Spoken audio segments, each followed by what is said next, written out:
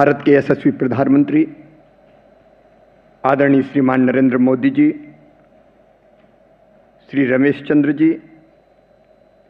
Conference president Shri Martin केम जी,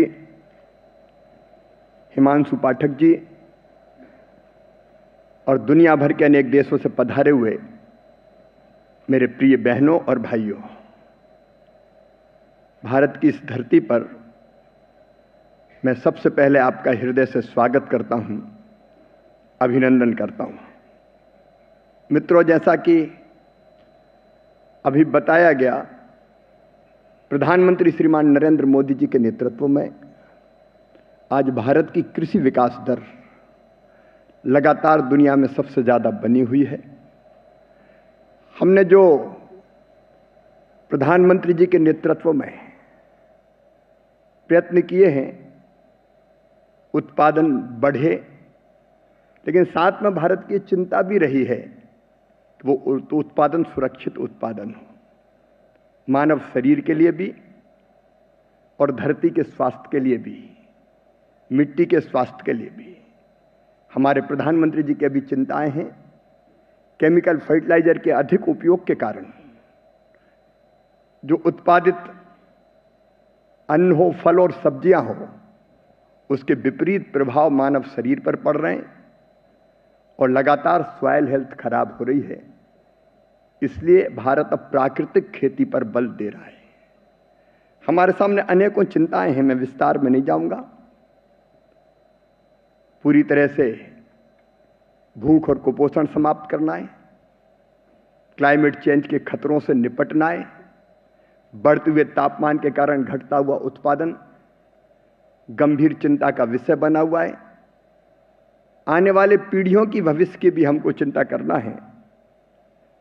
और आप सब जो इस क्षेत्र के अधिकारी विद्वान हैं, इस मंच पर विचार विमर्श के माध्यम से जो आज हमारे सामने समस्याएं हैं, उनके समाधान में जुटेंगे। और मुझे पूरा विश्वास है आपके लगातार चिंतन से, मंथन से जो निष्कर्ष निकलेंगे, वो हमारी सतत खाद्य प्रणाली के लिए और कृषि के लिए बहुत उपयोगी साबित होंगे।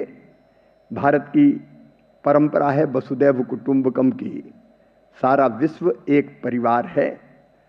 और प्रधानमंत्री जी की चिंता केवल भारत के लिए नहीं है, विश्व के कल्याण के लिए है।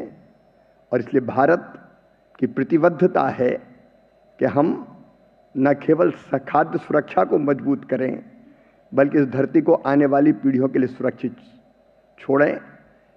इसमें अपनी तरफ से कृषि विभाग भी यहां कोई कसर नहीं छोड़ेगा। एक बार मैं फिर आप सबका हृदय से स्वागत करता हूं। डिजिटल टेक्नोलॉजी का भरपूर इस्तेमाल कर रहे हैं। पीएम किसान सम्मान निधि के माध्यम से एक क्लिक पर 10 करोड़ किसानों के बैंक खाते में 30 सेकंड में पैसे ट्रांसफर हो जाते हैं। हम डिजिटल क्रॉप सर्वे के लिए डिजिटल पब्लिक इंफ्रास्ट्रक्चर बना रहे हैं। हमारे किसानों को रियल टाइम इंफॉर्मेशन मिलेगी और वो डेटा ड्रिवन डिसीजन ले सकेंगे। हमारी इस पहल से करोड़ों किसानों को फायदा होगा, उनकी आर्थिक स्थिति और बेहतर होगी। सरकार लैंड के डिजिटलाइजेशन का भी बहुत बड़ा अभियान चला रही है। किसानों को उनकी लैंड का एक डिजिटल आइडेंटिफिकेशन नंबर भी दिया जाएगा। ड्रोन का उपयोग भी खेती में बहुत तेजी से प्रमोट हम कर रहे हैं। ड्रोन से होने वाली खेती की कमान महिलाओं को, हमारी ड्रोन दीदियों को दी जा रही है।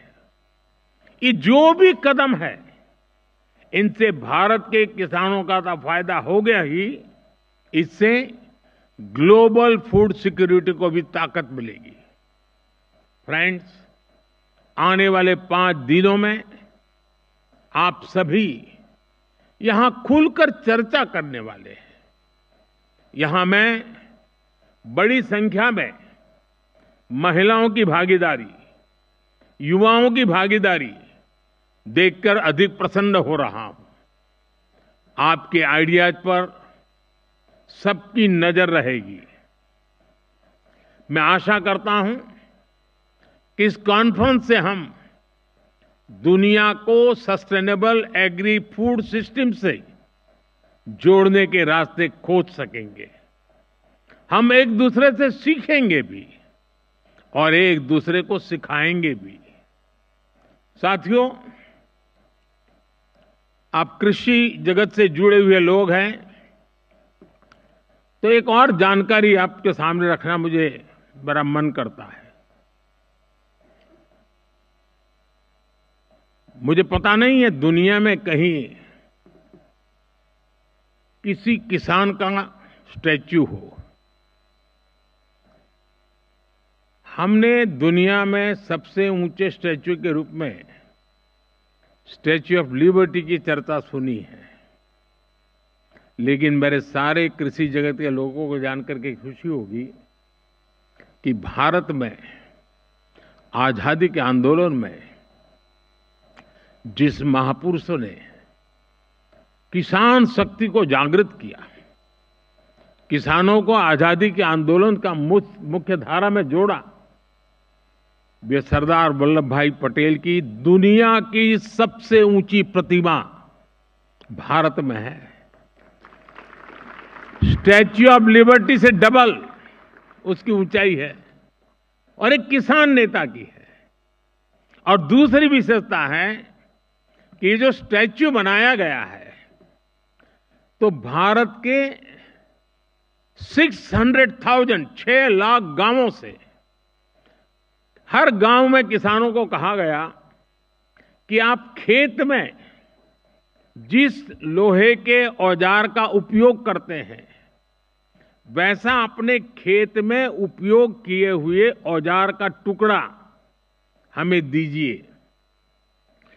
6 लाख गांवों से खेतों में उपयोग किया गया लोहे का औजार लाया गया, उसको मेल्ट किया गया और दुनिया के सबसे ऊंचे एक किसान नेता के स्टैच्यू के अंदर उस खेत में उपयोग किए औजार का मेल्ट करके लोहा उपयोग किया गया। मैं जरूर मानता हूं कि इस देश के किसान पुत्र को इतना बड़ा सम्मान जो मिला है, शायद विश्व में ऐसा कहीं नहीं हुआ होगा। मुझे पक्का विश्वास है आज यहां आप आए हैं तो जरूर स्टैच्यू ऑफ यूनिटी, विश्व का सबसे ऊंचा स्टैच्यू देखने के लिए आप आकर्षित होंगे। मैं एक बार फिर आप सभी को बहुत बहुत शुभकामनाएं देता हूं। धन्यवाद।